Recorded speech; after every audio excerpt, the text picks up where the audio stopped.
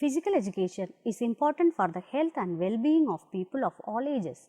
It is enjoyable, builds self-confidence and improves one's health and fitness. Specific sports skills are developed in individual as well as team sports. Students experience a variety of lifetime and recreational activities. Students who are visually impaired also need to experience physical activity. The student with visual impairment should experience a program designed to improve their fitness levels by participating in various games, activities and exercises. Some students may have developed poor circulation, limited lung capacity, poor muscle tone, poor posture and a tendency to become overweight. A regular physical activity program will improve fitness and give the student confidence to move through space without instructions. It can also develop motor skills needed for daily living and mobility. Physical activity plays an important role in the academic success of students and the quality of life of children, families and communities. Physical education contributes to enhancing physical activity among all students.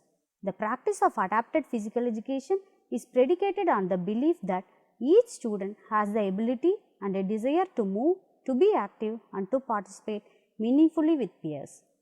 All students, including those with disabilities, should experience a quality physical education program that meets their individual needs and provides them the opportunity to reach their maximum potential. Participation and activity are necessary components of physical, emotional, intellectual and social health. Health affects educational outcomes, behaviors and attitudes. The attainment of educational and personal goals is dependent on the achievement of good health. Adapted physical education is vitally important to the quality of life for students with visual impairment. Providing safe and successful experiences and meeting the unique needs of students with visual impairment through physical education will enhance self-actualization, including the development of abilities in the psychomotor, cognitive and affective domains. The need and importance of physical activities for children with visual impairment. Before going to see the adaptations, it is very important to know why we have to adapt physical activities for children with visual impairment. Decrease in mobility and motor skills puts visually impaired children at a health risk of obesity. Lack of mobility reduces motivation to participate in physical activity, which in turn reduces physical fitness. In addition, isolation from peers and lower social interaction means that play occurs much less frequently. Studies have suggested that people with visual impairment have in general much lower levels of physical fitness than their sighted counterparts. This lack of physical activity can lead to not only obesity but also muscle weakness and low cardiovascular endurance. The problem of obesity is particularly serious. Being overweight increases the risk of developing several other serious medical conditions such as osteoarthritis, diabetes, heart disease and even certain types of cancer. In addition to a health diet, one of the most effective and most accessible ways to prevent obesity is engaging in frequent physical activity. It is imperative that children be given opportunity to be active. It is the role of parents and educators to provide this opportunity. Excluding visually impaired people from physical activity puts them at significant risk for serious medical complications in the long term. Moreover, excluding children from physical activity makes it much less likely that they will develop active habits later in life, putting them at even greater risk. Aside from the health benefits, the advantages of athletic activity are numerous. Physical activities allow children to master basic motor skills and lay a further foundation for complex motor development. Activities lead to increased cardiovascular endurance, balance, and overall coordination. Over time, muscular strength, flexibility, and range of motion will improve. The child can gain special orientation through exercise. Until children become oriented, they display tentative movements. Physical training teaches people with visual impairment how to use other senses, hearing and touch, to orient themselves. In addition to physical benefits, there are emotional benefits. Like all children, children with visual impairment experience a range of emotions. They can be seen as selfish, impatient, and subject to temper tantrums. Learning to work with others as a partners is a good release for children. Their self-awareness and self-confidence increase as they use their imagination in games and learn to express themselves. Intellectual benefits can be seen in the strategy and teamwork skills. Also, there is improved observation, listening skills, memory, concentration, and decision making. Sports have numerous social benefits. Children can connect with one another for a sense of belonging and community. Groups allow for mutual respect and cooperation, which develops an increased appreciation for diversity. Finally, physical activity positively influences many other aspects of children with visual impairment. Poor posture is relatively common among blind children who have no way to observe to the carriage of adults. Physical activity can help to improve posture. Congenitally blind people have a tendency to develop stereotypical behavior known as blindisms. Examples of blindisms are rocking back and forth, rubbing one's eyes with one's fists or fingers, and other socially unaccepted behaviors. Having an outlet for physical movement, participating in regular physical activity can help to reduce blindisms. In addition to these benefits, being physically active carries with it the same benefits for blind children as it does for all children. Improved metabolism, reduced risk of developing heart conditions, stronger immune system, and endurance. All of these things can be achieved with regular exercise. Barriers to physical activity for children with visual impairment.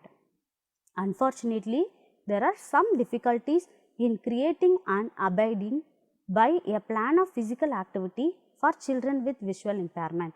As might be expected, poor motor development early in life often leads to less capability and desire for mobility later in childhood. As such, it is imperative that barriers to physical activity in young children be identified and overcome. Often one of the largest obstacles to the continued physical education of visually impaired people comes from the most well-intentioned source, concerned parents. A recent survey conducted showed that many parents of visually impaired children perceive that the largest difficulty to providing their children with a physical education is the possibility of injury. This understandable overprotectiveness reduces the opportunity for children to participate in physical activity. Additionally, if the attitudes of the parents are negative towards physical activity, this negativity leads to decreased motivation for the child to engage in physical activity. An extension of this overprotectiveness, it has been shown that as the level of visual impairment increases, the parents' expectations for physical activity decreases. It is necessary that the expectations are kept high for children regardless of disability. If expectations are kept high and physical activity is made a priority, confidence, mobility, and spatial awareness will increase, facilitating further activity. Finally, a major barrier toward physical activity is the attitude of the peers of visually impaired children. There is a tendency for children with visual impairment to become isolated. Lack of education and experience in dealing with people with disabilities causes hesitation among sighted children to interact with their sightless peers. In addition, teasing and bullying are not uncommon phenomena, and for children with visual impairment, the fear of being made fun of is the primary difficulty with engaging in physical activity. In order to overcome these obstacles, educational opportunities for the parents, classmates, and even educators of visually impaired students must be prevalent. What is adapted physical education? Adapted physical education means a specially designed program of developmental activities, games, sports, and rhythms suited to the interests, capabilities, and limitations of students with disabilities who may not safely or successfully engage in unrestricted participation in the activities of the regular physical education program. Adapted physical education is an individualized program of instruction created for students with disabilities that enable success in physical education. In the context of adapted physical education, adapt means to adjust or to fit modifications to meet the needs of students. Adapted physical education is a sub-discipline of physical education and encompasses the same components associated with physical education, providing safe, personally satisfying, and successful experiences for students of varying abilities. The curricular purposes of adapted physical education align with those of physical education. Adapted physical education should be diversified and include developmental and remedial activities. Adapted physical education is a direct service, not a related service. Adapted physical education services should include assessment and instruction by qualified personnel prepared to gather assessment data and provide physical education instruction for children and youth with disabilities and developmental delays. The benefits of adapted physical education: it promotes physical activity as part of an active lifestyle, develops fundamental motor skills necessary for participation in sports with peers, helps to enhance self-esteem and self-image. Adapted physical education increases physical independence, self-help skills or skills that promote independence, self-sufficiency and mobility, decreases the health-related complications. It develops appropriate motor skills that allow the child to play and participate in an educational environment with typically developing peers. Principles of adaptation.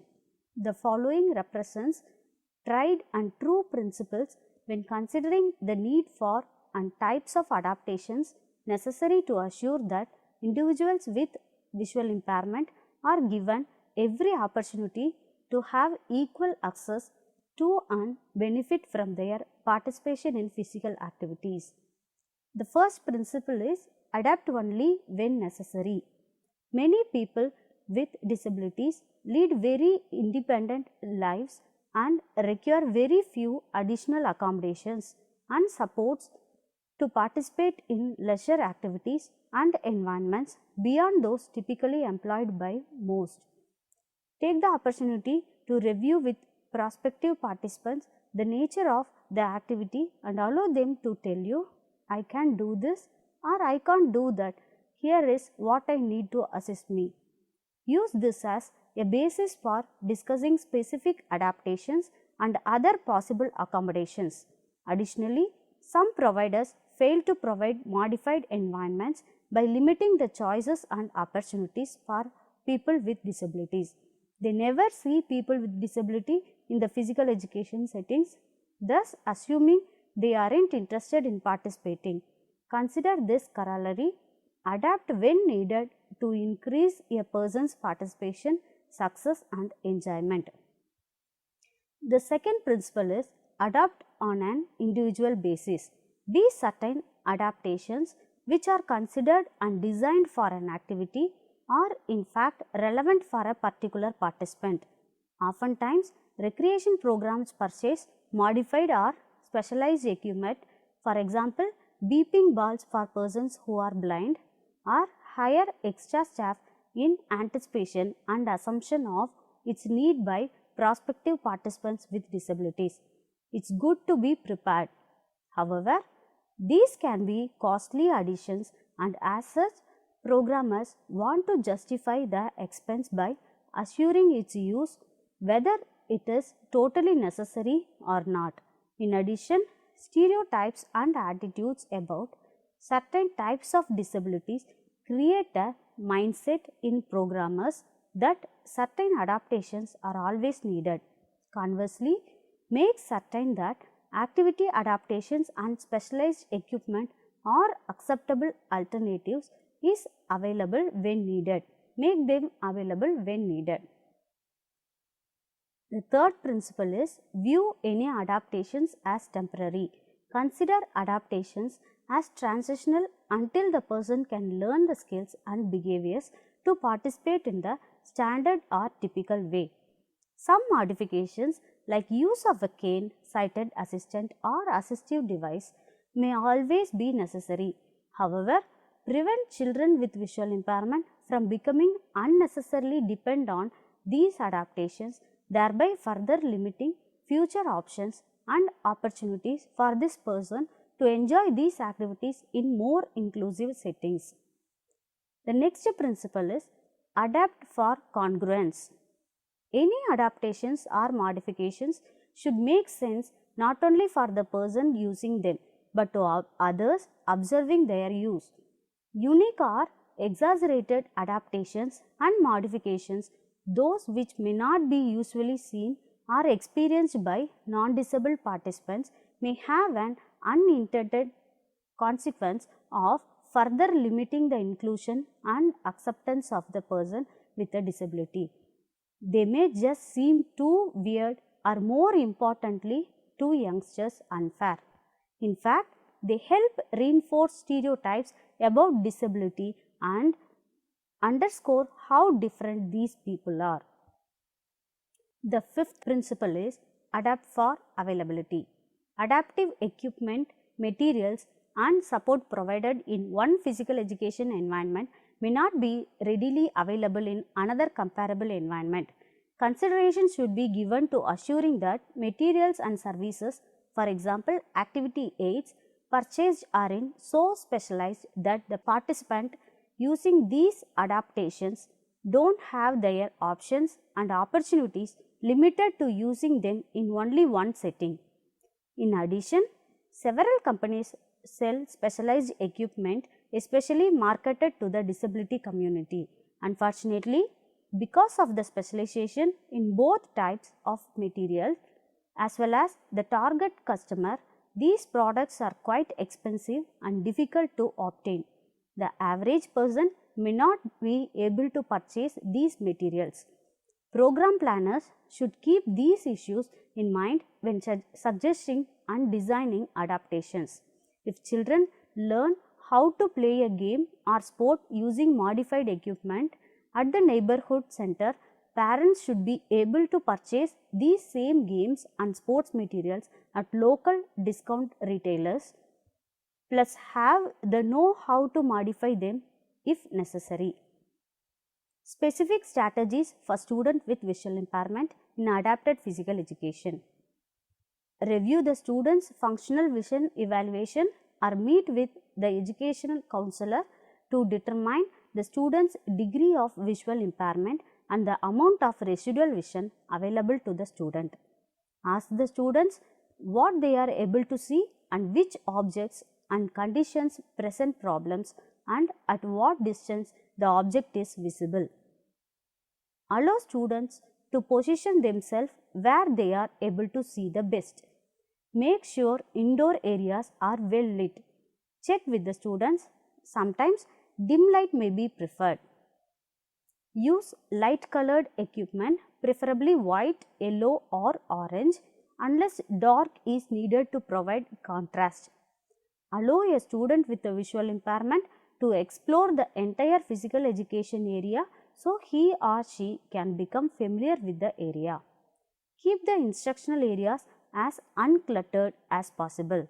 If major changes are made in the environment, the impaired student should be told and allowed to explore the new area.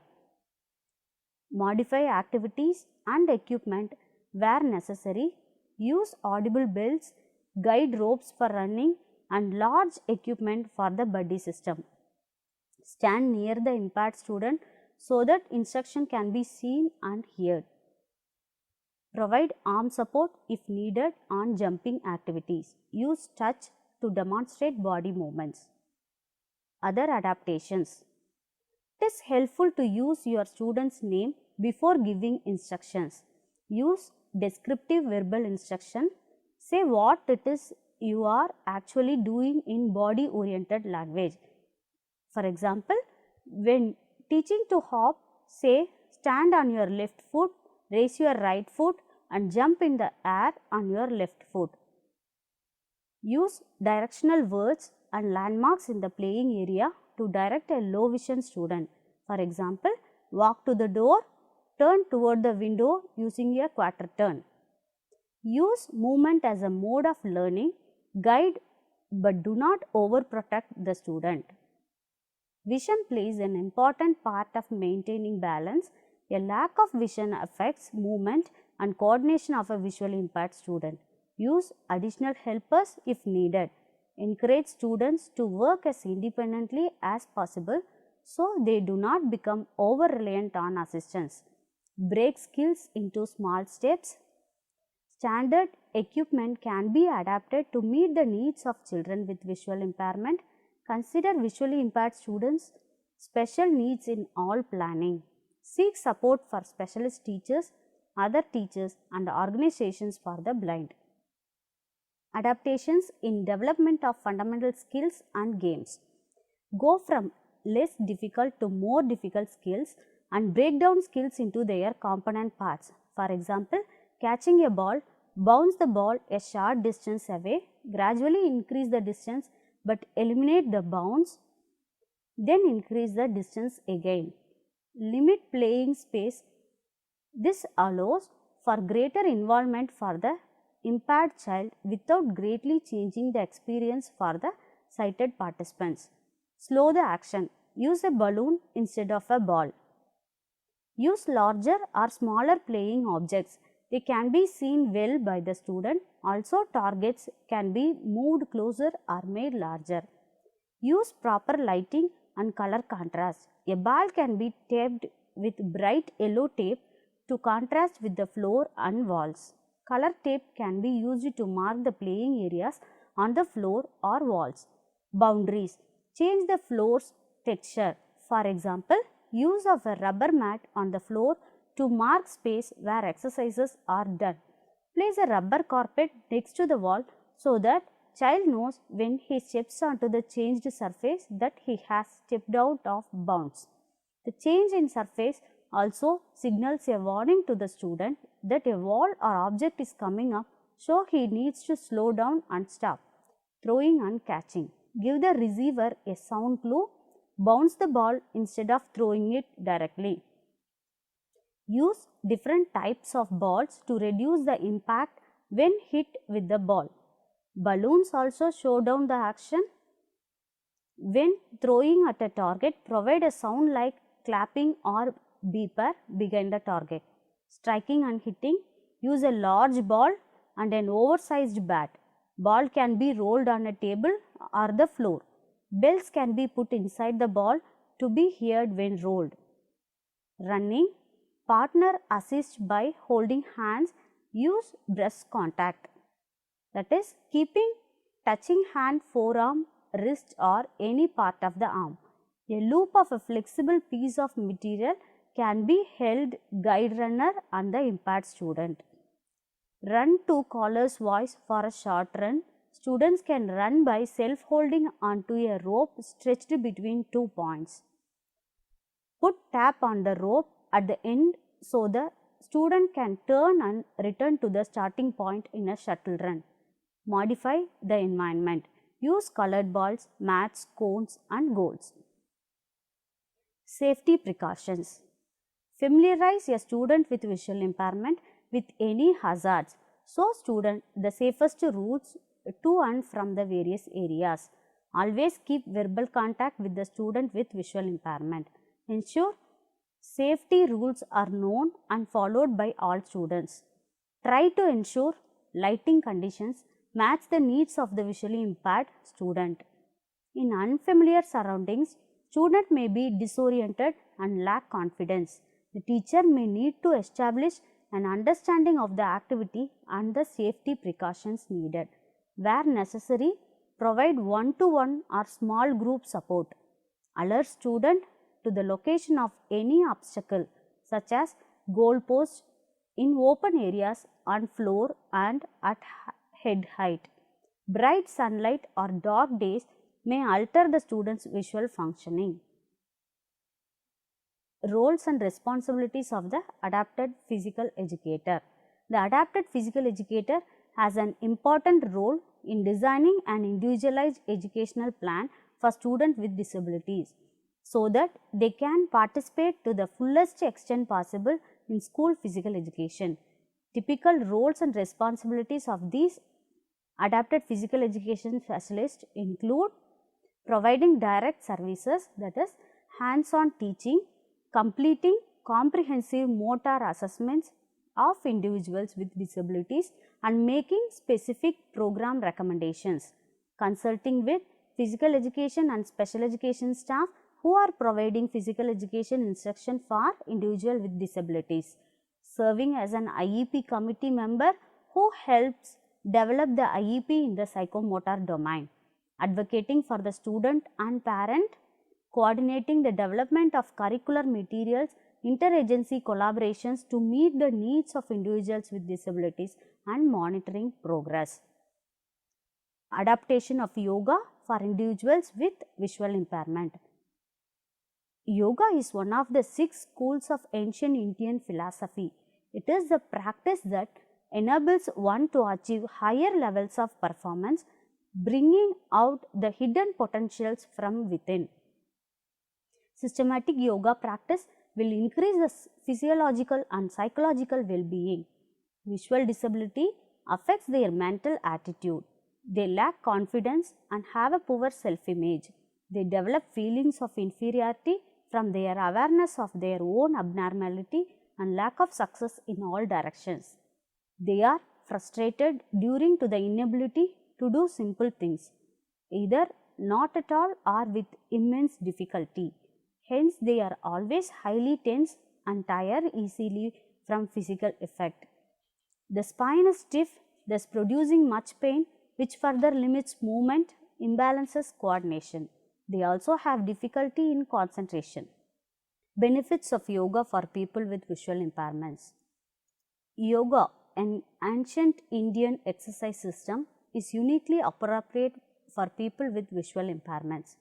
After learning some postures and stretches, the yoga student can work alone at home or continue with a class.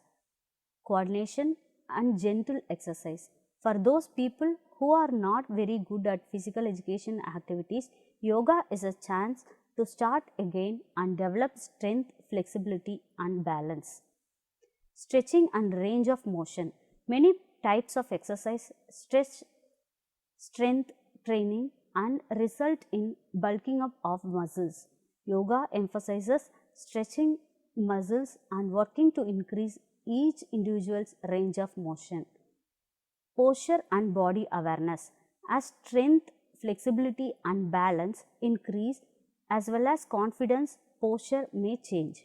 Old habits of movements are noticed and may change. One's whole appearance may change. One-pointed awareness and body-mind unity. Concentration on the breath and movements is a concrete experience in mental focus, which can be generalized throughout all life experiences. This mental focus can help a person learn to dismiss frivolous and insignificant thoughts when they surface and become a distraction. Relaxation and stress management. The relaxation component of yoga introduces people with visual impairments to a whole new dimension. People with visual impairments who travel in the community have to maintain a very high state of alertness whenever they travel. They never can relax and travel automatically. Yoga helps one achieve a balanced state of mind, a healthy body, and work efficiency through concentration, alertness, and emotional stability. An integrated series of balanced yoga poses increase body awareness, strength, and flexibility. Specialized breathing exercises and relaxation techniques improve concentration and reduce hyperactivity. Supportive and non-competitive atmosphere in class. Yoga teachers make a conscious effort to create a supportive approach with each individual student.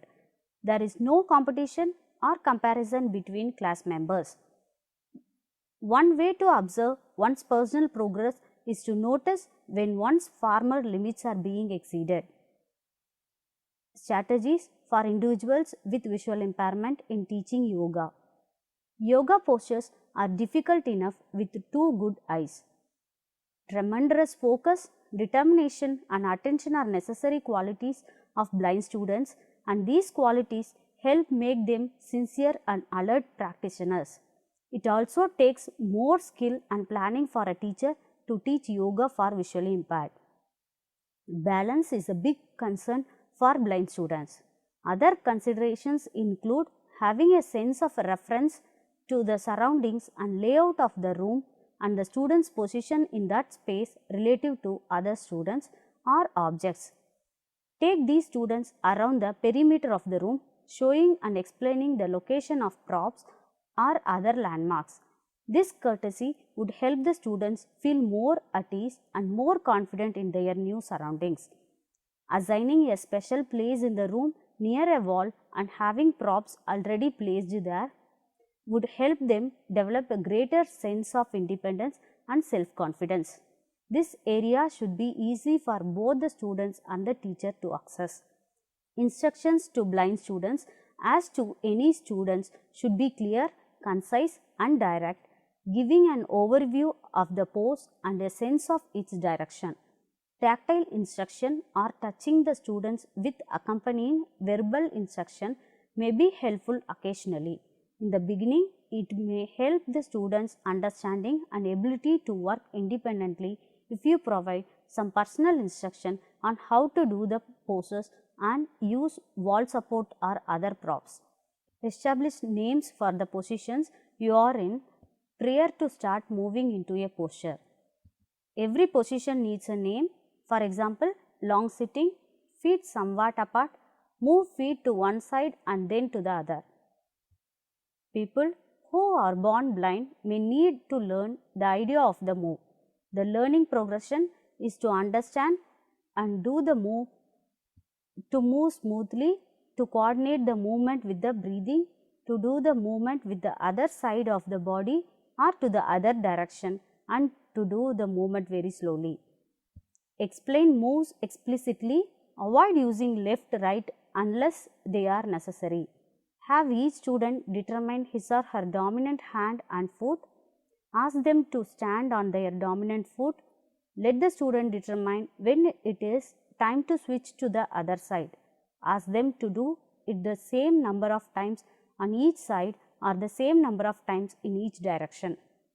For low vision students, move near them and let them watch the postures. To make it easier for them, wear plain colored clothing with high contrast with the background.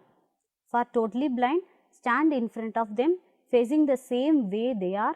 Have them feel you as you move with your verbalization as a backup. Move the student into position if they don't understand your directions. To increase awareness of a move, have the student feel his or her body as a move is made, such as placing a hand to feel the arc at the waist. Then bend the knees up and feel the arc decrease as the back is flattened.